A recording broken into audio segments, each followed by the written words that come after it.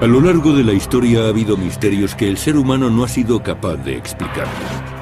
Pero la tecnología nos conduce hacia nuevas teorías, y esta investigación intentará descifrar las cuestiones más desconcertantes de nuestra era. Misterios sin resolver. 2500 años antes de Cristo.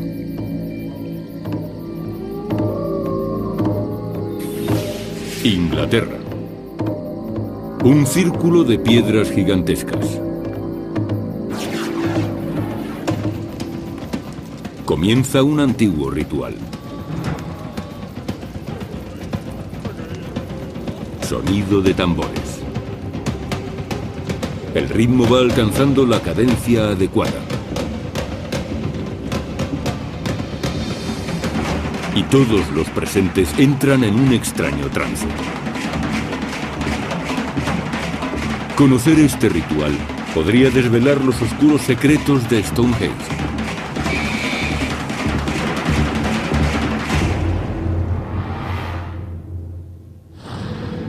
Stonehenge.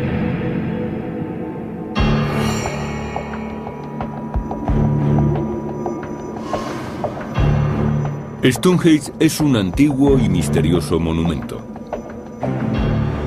Se encuentra aislado en el corazón de la campiña inglesa. De momento nadie ha sido capaz de averiguar quién construyó Stonehenge ni por qué. La prueba del carbono nos dice que su construcción comenzó hace unos 5000 años. Una solemne avenida conecta el círculo con el cercano río Avon. El monumento original contaba con más de 150 piedras de unas 40 toneladas de peso cada una, que conformaban un recinto circular. El centro de todo es esta extraña piedra, a la que llamamos la piedra del altar. La duda tiene que ver con su posición. Se ignora si estaba enhiesta o por el contrario tumbada como una losa a modo de altar. ¿Qué sucedía en ese altar? Es una pregunta que se ha hecho la humanidad durante miles de años. El periodo que abordamos es la prehistoria, y el problema de ese periodo es que no disponemos de ningún testimonio escrito.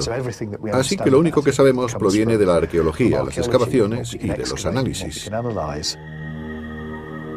Sobre Stonehenge se han dicho muchas cosas, desde que era un hospital del Neolítico hasta una pista de aterrizaje para alienígenas, desde un templo solar hasta un santuario druida. Pero el descubrimiento de los restos calcinados de unas 200 personas en 2008 nos sugiere un pasado más oscuro. Stonehenge pudo ser un templo de la muerte. Un lugar donde los vivos acudían para encontrarse con los espíritus. El descubrimiento en 2009 de un segundo círculo llamado Blue Stonehenge refuerza la teoría de que Stonehenge formaba parte de un complejo ceremonial mayor. Stonehenge es sin duda un centro ceremonial. Estoy seguro de que allí se practicaban rituales.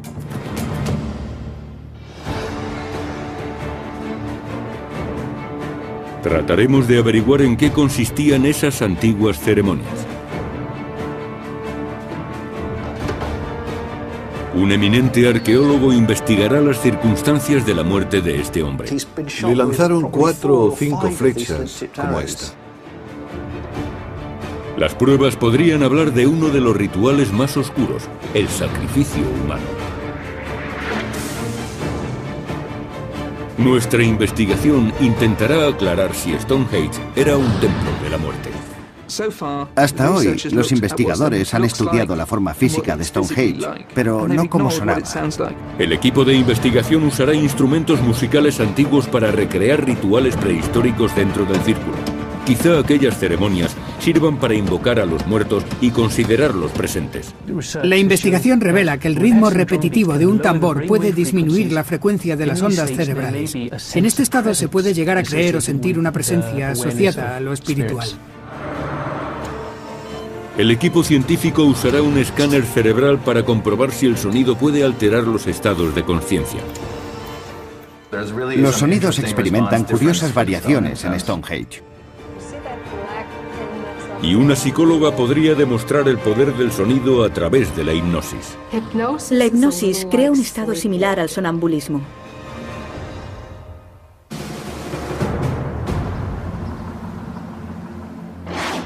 Stonehenge, suroeste de Inglaterra.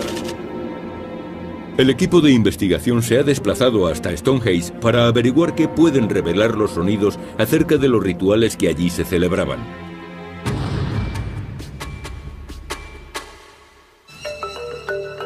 Rupert Till es un experto en tecnología acústica y dirige el equipo. Hace 4000 años la cultura se transmitía de forma oral, se transmitía de boca en boca. No existía la escritura, así que la información y las costumbres se transmitían hablando y escuchando. Si estudias lugares antiguos donde se celebraban rituales, quizás tengas que prestar tanta atención a lo que oyes como a lo que ves.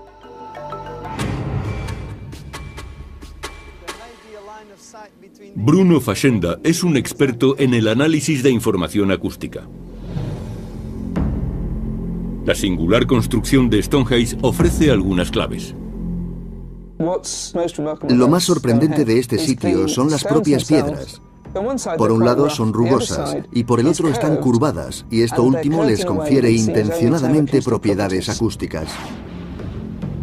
Los estadios y teatros tienden a la forma circular desde hace unos 2000 años con el fin de que reverbere y se concentre el sonido. Entre las primeras estructuras construidas con esa pretensión se encuentran los anfiteatros romanos del siglo I a.C. Si Stonehenge se construyó con tal intención acústica, se habría adelantado a las construcciones romanas en más de 2000 años. La idea es medir las propiedades acústicas de la piedra, observar cuánto sonido es capaz de reflejar. Si las piedras son capaces de reflejar un eco potente, producirán alteraciones del ritmo dentro del círculo. Lo que hace que el sonido sea tan poderoso en un marco como este es que el ritmo se duplica y multiplica. Y el rebote predispone a nuestra mente a sincronizarse con la música.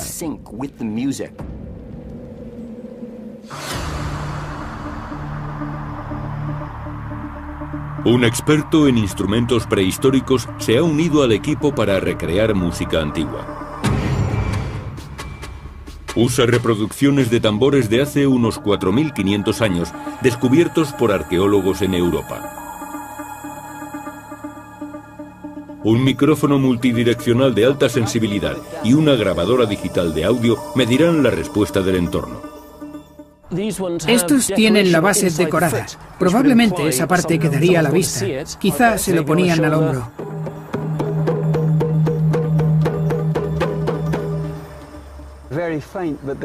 Ahí hay un poco de eco, aunque débil. Suena diferente allí que aquí. ¿Quieres probar por dónde debía estar el altar? El equipo se dirige hacia el supuesto altar.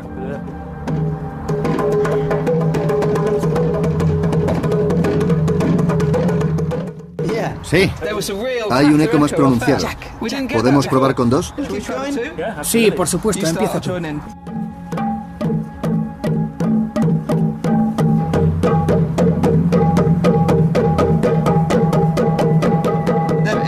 Aquí está.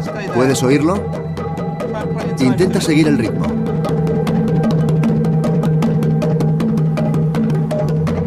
Cuando Till y Wyatt tocan acompasados, las piedras parecen devolver el sonido.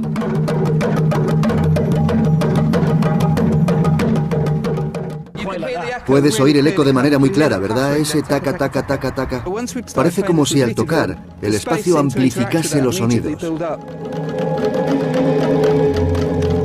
El equipo mide la frecuencia con la que están obteniendo más eco.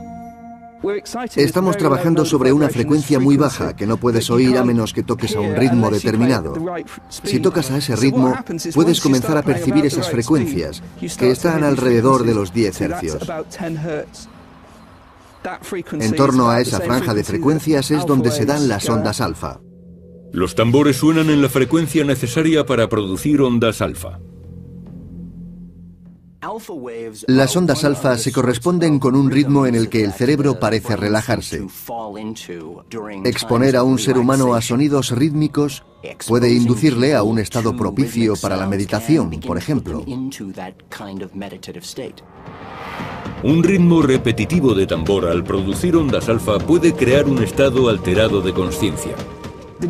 ¿Has sentido cómo te desvanecías? Estaba empezando a dormirme.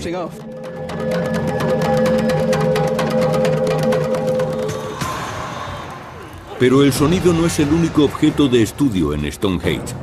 Los huesos hallados bajo tierra pueden desvelar una historia siniestra. De hecho, hay puntas de flecha incrustadas en los huesos.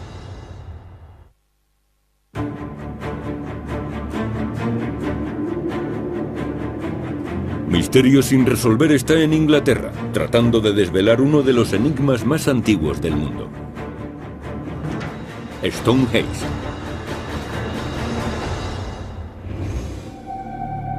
Los historiadores creen que su construcción comenzó alrededor del año 3100 a.C.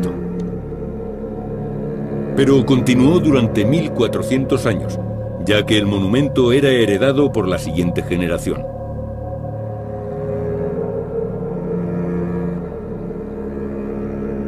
Empezó siendo una zanja circular en el suelo. ¿Cuándo llegaron las primeras piedras? Hay varias teorías al respecto. Quizá en algún momento entre 2700 o 2600 años antes de Cristo. Las piedras de Bluestone fueron las primeras del complejo. Sorprendentemente, las piedras de Bluestone provienen de las colinas de Preseli, en Gales, a más de 200 kilómetros de distancia. Quienes construyeron esto debieron tener un motivo importante para hacerlo. Debió ser un compromiso verdaderamente monumental. Muchas de las piedras proceden de Gales, así que su transporte para gente que no había descubierto la rueda tuvo que suponer una dificultad inmensa.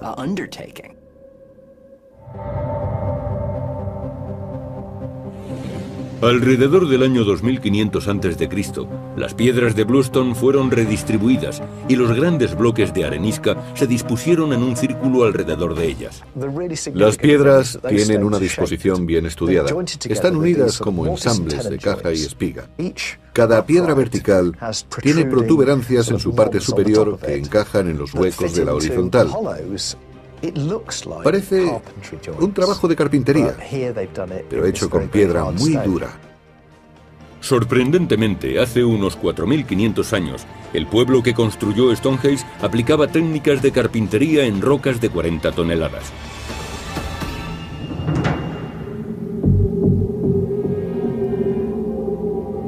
Parece que el monumento fue misteriosamente abandonado en algún momento después del año 1000 a.C. Esta hazaña de ingeniería prehistórica ha asombrado a la humanidad durante generaciones. Al comienzo de la Edad Media existía la creencia de que el legendario mago Merlín había construido Stonehenge con la ayuda de gigantes. En el siglo XVII se pensaba que era un templo romano.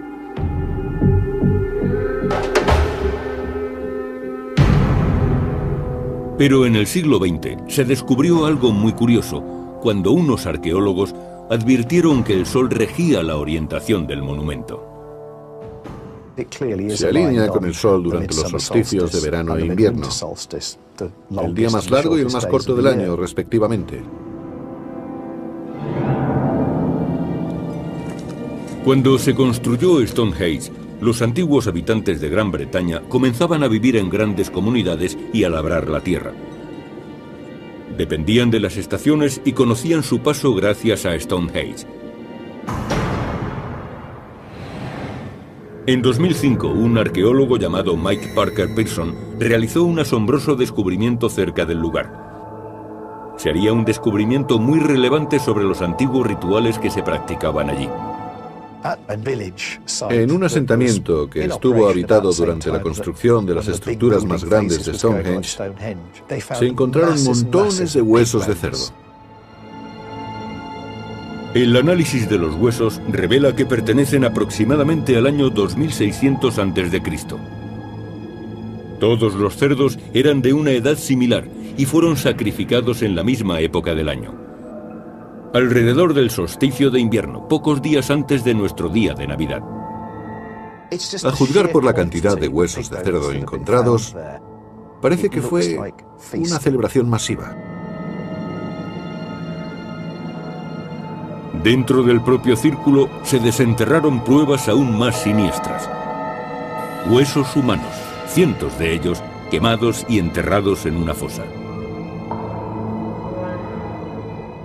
El primer análisis de los huesos incinerados que se encontraron en Stonehenge nos sugiere que pertenecían principalmente a varones adultos. Cabe suponer que allí se diera sepultura a hombres importantes dentro de la comunidad. Los huesos se sitúan en la prehistoria. Algunos expertos apuntan que los rituales podían hacerse en honor a los muertos de una antigua dinastía gobernante. Pero, ¿cómo eran esos rituales?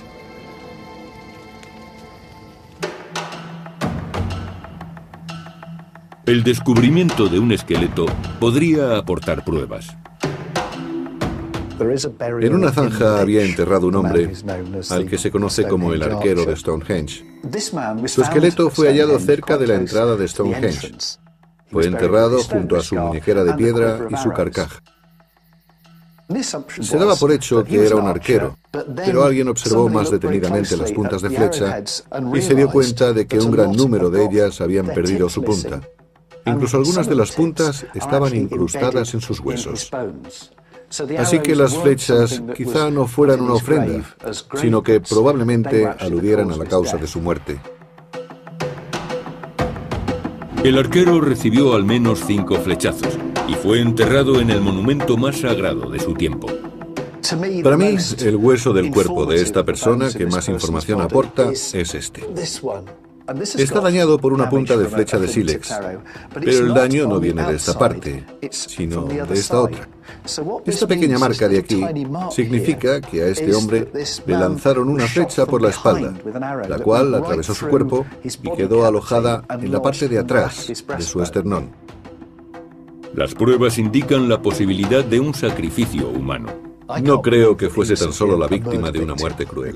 Dudo que enterrasen a alguien en Stonehenge solo por haberle dado muerte. Debía de ser alguien importante. El equipo científico ha ideado una prueba que podría desvelar el destino que corrió el arquero.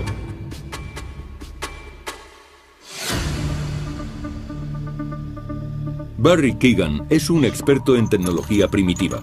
Puede fabricar arcos antiguos y flechas con punta de sílex. También practica el tiro con arco. En la prehistoria, arcos y flechas formaban parte de la vida diaria y eran una extensión del hombre. Si el arquero de Stonehenge fue sacrificado, le habrían disparado desde una distancia más corta. En esta prueba, Keegan disparará al hueso desde una distancia cada vez más cercana.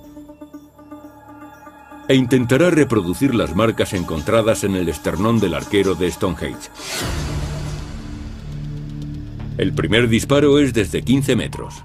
No creo que dañe mucho al hueso desde aquí.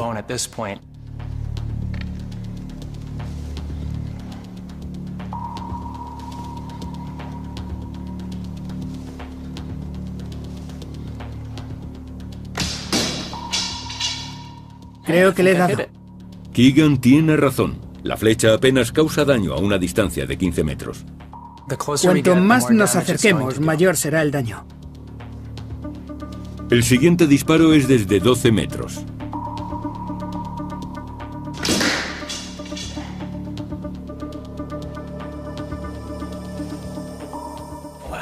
He acertado.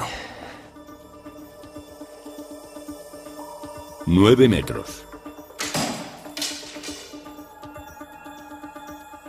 Parece que ha hecho algún daño. Y por último, a 6 metros.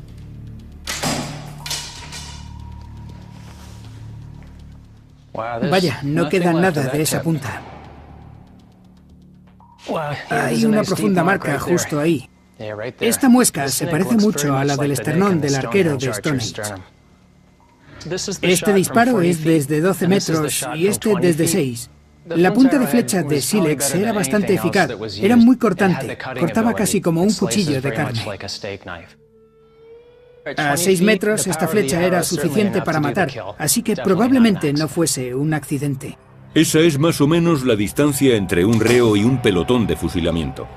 Además, otras pruebas sugieren que le dieron muerte. Si observas detenidamente los huesos y el ángulo de penetración de algunas flechas, podemos comprobar que el arquero se encontraba reclinado o caído en el suelo. Si hubiera estado en pie, habría sido imposible que recibiera una flecha desde ese ángulo.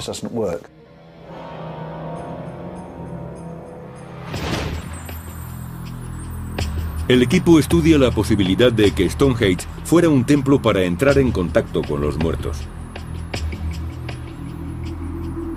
Solo se conserva un 40% de las piedras originales. Que las piedras no conserven su disposición original supone un problema.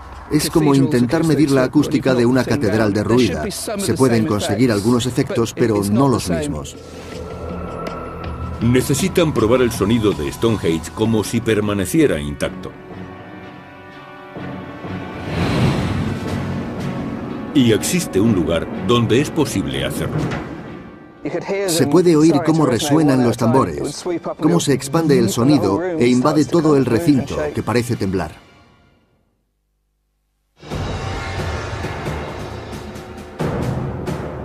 En Misterios sin resolver, investigamos si Stonehenge pudo ser un templo para comunicarse con los muertos. Al círculo le faltan algunas piedras, pero existe una reproducción del monumento a tamaño real.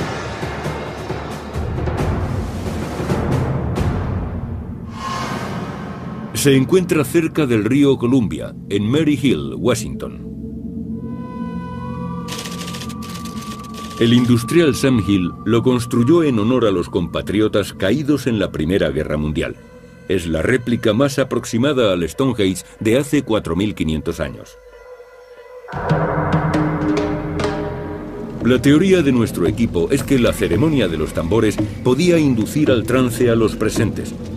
En ese estado, quizá llegaran a creer que los espíritus de los muertos les acompañaban. En muchas culturas se recurre al trance con el mismo objetivo.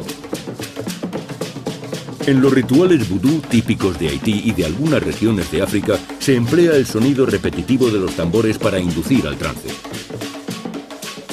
En ese estado los participantes creen que han sido poseídos por los espíritus y son capaces de hablar con los muertos. Muchos expertos creen que el sonido de los tambores pueden crear estados de conciencia alterados.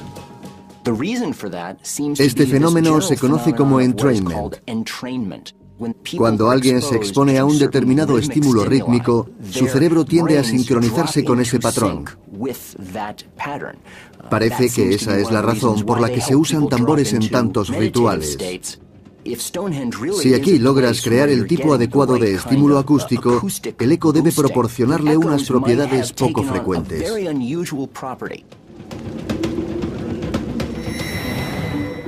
El equipo cree que en Stonehenge se amplificaban los ritmos de la percusión, aumentando su efecto en el cerebro humano. Desde hace unos 3000 años nadie ha podido oír cómo sonaba, pues se ha conservado solo parcialmente, así que ahora solo podemos hacernos una idea.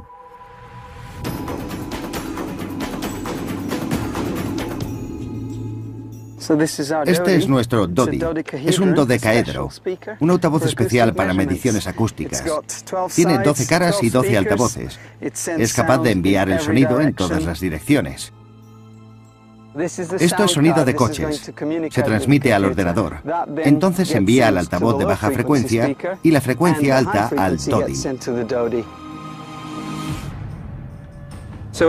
Vamos a reproducir un sonido, una frecuencia, una nota. Y vamos a buscar las frecuencias donde empiezan a resonar. Veamos si resuena como si fuera una copa de vino. Si el equipo puede encontrar el punto donde el sonido empieza a vibrar, quizá creen una acústica que induzca al trance. Este es el primer modo.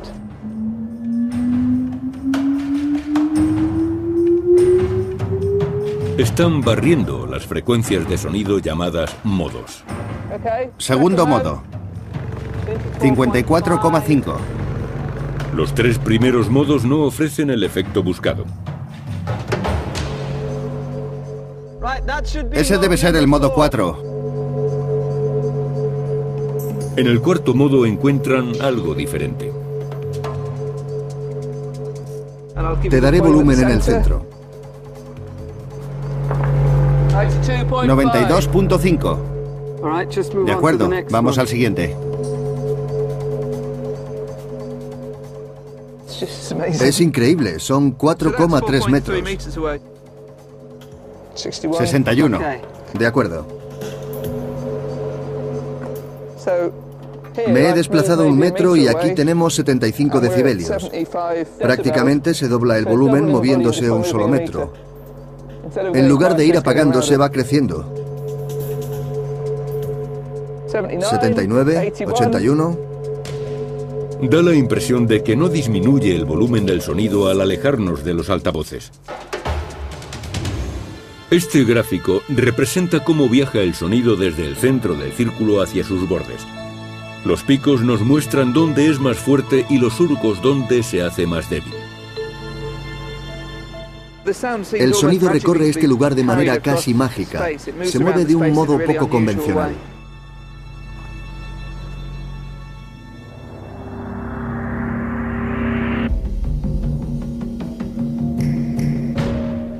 Para comprender cómo podía afectar el sonido de Stonehenge al cerebro humano, el equipo científico realizará un experimento con un escáner cerebral llamado MEG, magnetoencefalografía. Mide los campos magnéticos producidos por la actividad eléctrica en el cerebro.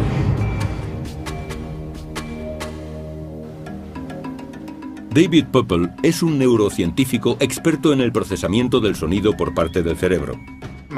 La magnetoencefalografía es la mejor forma de estudiar los sonidos.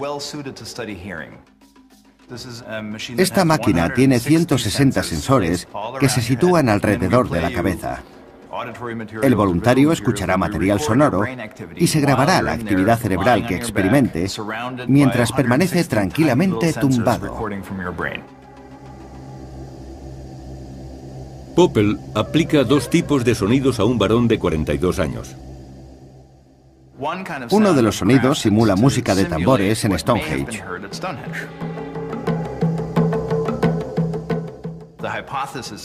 La hipótesis es que este ritmo, su tempo y reverberación tendrán un efecto determinado.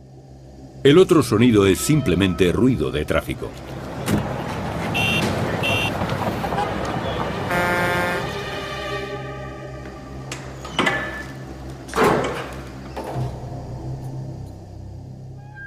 Estamos listos para reproducir los sonidos. Primero el de Stonehenge.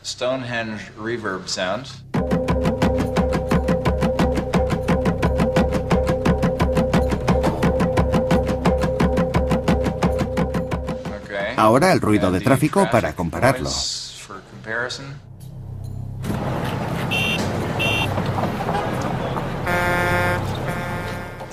Wayne, ¿oyes bien los sonidos? Perfectamente. El voluntario escucha 50 veces cada sonido. Utiliza un mapa del cerebro y un gráfico de frecuencia para medir la respuesta. Tan pronto como oye el primer sonido, sea el tráfico o un tambor de Stonehenge, la actividad cerebral se graba inmediatamente. El tiempo que tarda el cerebro en reaccionar al sonido es aproximadamente 1/10 de segundo. El panel superior recoge los sonidos de Stonehenge y el superior los sonidos de la calle. Mira estas 3 ondas de activación del ruido de tráfico. Arriba y abajo, arriba y abajo, arriba y abajo. Esto no ocurre con los sonidos de Stonehenge. Estos mantienen una regularidad. Es el boom boom, o un ritmo. Dicha regularidad provoca una respuesta del cerebro. El ruido de tráfico hace que el sujeto tenga que esforzarse para identificar los diferentes sonidos. Provoca una mayor actividad cerebral. Cuando el sujeto escucha el sonido de Stonehenge, su cerebro se ajusta rítmicamente a los golpes de tambor. Esta regularidad se refleja en la respuesta cerebral. Eso es el entrainment. La conclusión de que el sonido de Stonehenge hace que el sujeto se relaje, que entre en una especie de trance. En Stonehenge, el equipo está a punto de recrear los primitivos sonidos que allí se escucharon.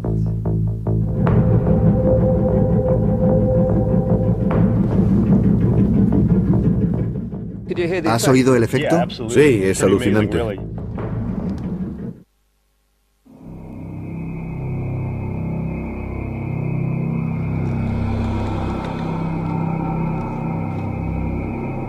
El equipo está investigando antiguos rituales que tuvieron lugar en el recinto.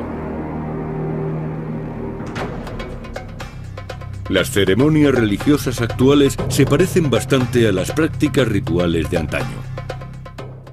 Si nos fijamos en otras culturas y sus rituales, a menudo vemos que usan drogas. Ingieren sustancias alucinógenas para intensificar la experiencia o para alterar los estados de conciencia durante el ritual. Los chamanes de la Amazonia utilizan plantas alucinógenas y cánticos repetitivos para inducir al trance. Y hay pruebas de que los antiguos habitantes de la actual Gran Bretaña utilizaban drogas en sus rituales. Algunas vasijas encontradas allí contenían residuos de fuertes bebidas alcohólicas. Y también usaban plantas como el cannabis o el beleño, pues sabemos que se cultivaban en aquellas tierras por entonces. Estamos hablando de tecnología ritual que puede provocar cierto tipo de experiencias.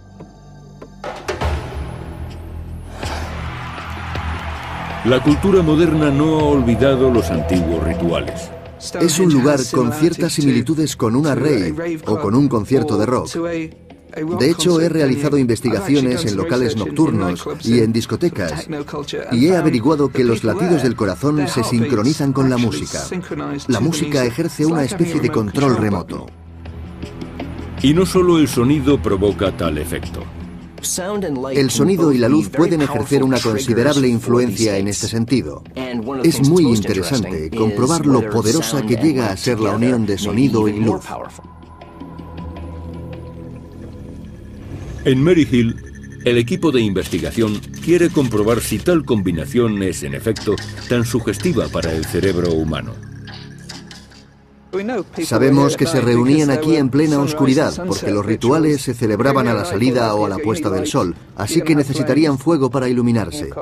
La música suena y las antorchas emiten destellos que parecen seguir el compás. Hace 4000 años tenía que resultar sobrecogedor. Una señal inequívoca de presencias espirituales. Ayudaba a alcanzar el estado de trance. Los destellos de luz tienen un efecto muy poderoso en el cerebro. Pueden producir ataques epilépticos, pero también efectos positivos en el tratamiento de trastornos psicológicos como la depresión. Fijémonos en esta llama. Lo normal es que crezca o mengue al compás de la música, ya que la presión del aire cambia. Ya está sonando. En primer lugar, Till sitúa la llama frente al altavoz.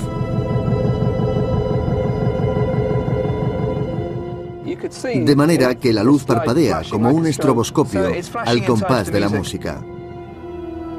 El sonido produce ondas de aire que mueven la llama.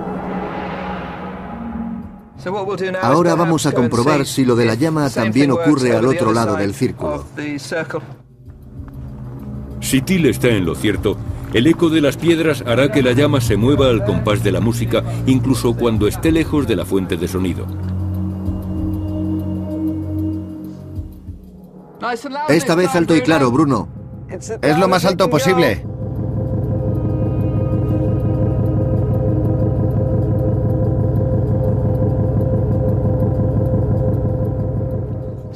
El efecto no es tan claro. No hace bo, bo, bo tan nítidamente. Pero cuando titila, se forman claros y oscuros al ritmo de la música. Es como una luz estroboscópica. Con llamas grandes y numerosas unidas al ruido de los tambores, el efecto podría llegar a afectar a la gente. Solemos quedarnos mirando fijamente a las llamas porque titilan entre 5 y 15 hercios, de manera que nuestro cerebro se deja llevar. Ahora, Till y Fashenda deben hacer la prueba con la música. Vamos a usar la frecuencia más alta y sonidos de percusión, como si estuviéramos aquí hace 4000 años con 100 personas en lugar de con un altavoz. El equipo de investigación está intentando producir una gran cantidad de sonidos de baja frecuencia. Las frecuencias entre 8 y 15 hercios producen ondas alfa. Las ondas alfa están relacionadas con estados de conciencia alterados. Los sonidos de muy baja frecuencia también se asocian con otros fenómenos naturales, como tormentas o terremotos. Quizá es por eso, por lo que cuando se usa este tipo de ritmos en rituales religiosos, la gente experimenta una sensación de sobrecogimiento. Vale.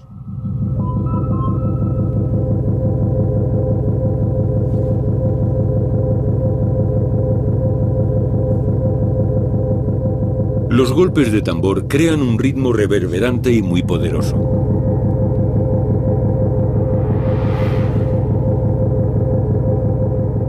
Stonehenge retumba de arriba a abajo.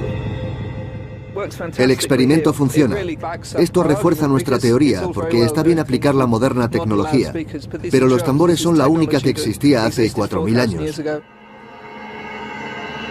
A través de su aparato de televisión, quizá ustedes no aprecien las vibraciones del sonido, pero quienes están presentes en el recinto se ven muy afectados por el ritmo de los tambores. ¿Lo oyes con suficiente claridad? Sí, cuando mueves los micrófonos y los sitúas en esta zona, es como si las bajas frecuencias te envolvieran. Afectó a todos los presentes, a mí también. Algunos empezaron a sentirse mal y ese es uno de los primeros síntomas del trance.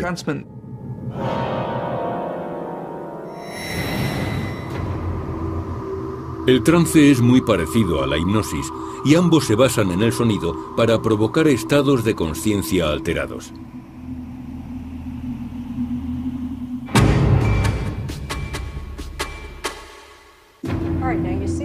Jean Cirillo es una psicóloga que practica la hipnosis. La hipnosis puede ayudar a controlar la presión arterial, paliar el dolor, la depresión y otro tipo de dolencias que no han podido ser tratadas por otros medios. La hipnosis es tan efectiva que su uso ha sido aprobado por los ministerios de salud de varios países para tratar los efectos secundarios de la quimioterapia o el dolor posquirúrgico. El sonido es muy importante para nosotros. Puede cambiar nuestro estado de ánimo. Y el profundo efecto que tiene en nuestras mentes sigue siendo, en cierto modo, un misterio para la psicología. Para demostrarlo, Jean Cirillo va a hipnotizar a un voluntario. La hipnosis crea un estado similar al sonambulismo. En menos de 30 minutos logra anestesiar al voluntario usando la voz. Cirillo demuestra entonces cómo puede manipular la mente del hipnotizado. Quizá no te hayas dado cuenta de que hay un mosquito por aquí. Se ha posado en tu mano, puede que te pique. No te gusta este mosquito. El efecto es evidente. Mediante la hipnosis comprobamos cómo puede el sonido alterar la conciencia e incluso provocar alucinaciones.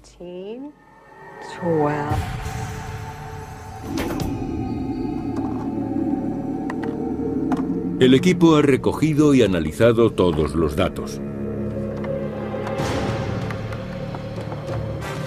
Ahora, por primera vez en 4000 años, se puede estudiar el efecto que los rituales pudieron tener en nuestros ancestros. Podemos usar cualquier sonido. Puede ser mi voz o una reproducción de un tambor de hace 4000 años y probar cómo sonaba allí.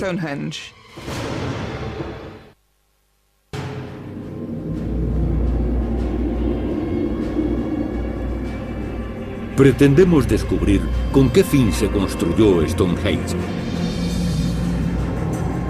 Este experto en acústica cree que los tambores tenían la capacidad de inducir el trance a nuestros ancestros. Este neurocientífico dice que el sonido de los tambores puede alterar ciertos patrones cerebrales. Y este arqueólogo cree que podrían haberse practicado sacrificios humanos en Stonehenge.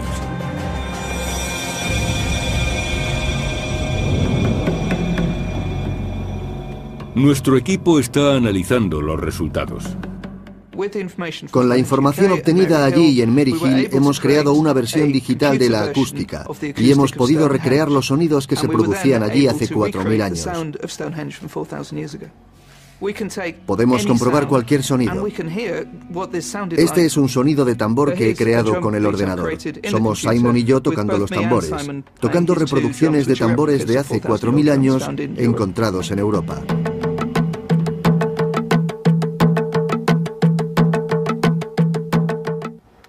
Puedo aplicarle la acústica de Stonehenge.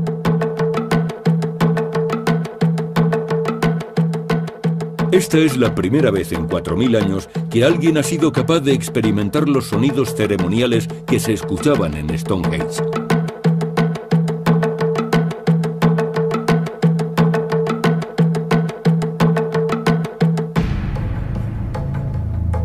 El programa de ordenador nos traslada al pasado. La investigación demuestra que el centro del círculo era un lugar significativo, donde probablemente se situaría un sumo sacerdote o chamán. El sonido viajaría en todas direcciones y rebotaría. Es el centro de percusión, el sitio más importante.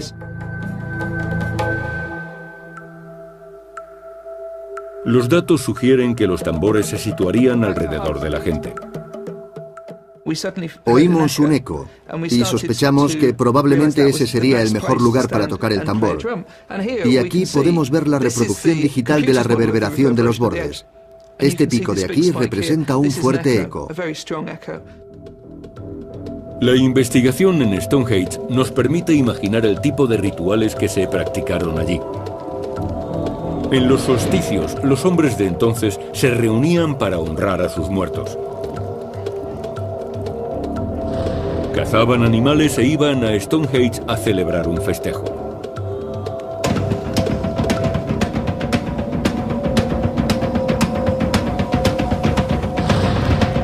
Un chamán dirigía la ceremonia desde el centro del círculo.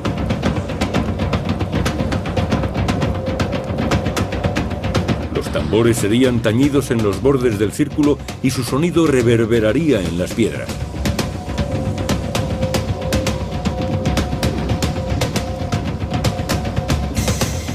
El sonido de los tambores llevaba al trance a los presentes y les ayudaba a comunicarse con los muertos.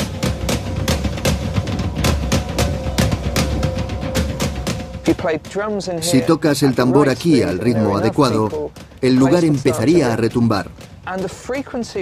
Las ondas alfa producidas por esa frecuencia de sonido afectarían al cerebro de los presentes y les inducirían al trance.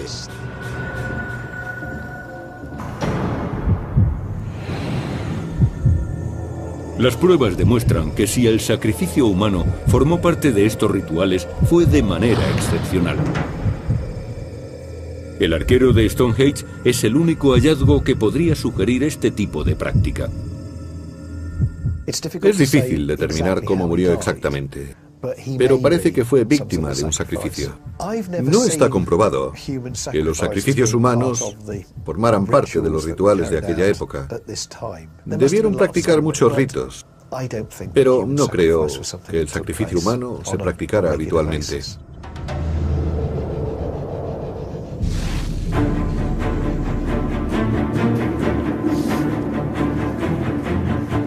Misterio sin resolver ha hallado inquietantes pruebas que relacionan a Stonehenge con la muerte.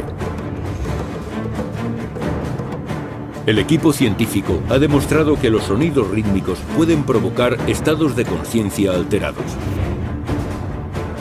Y ha investigado qué tipo de rituales se practicaban entre estas piedras.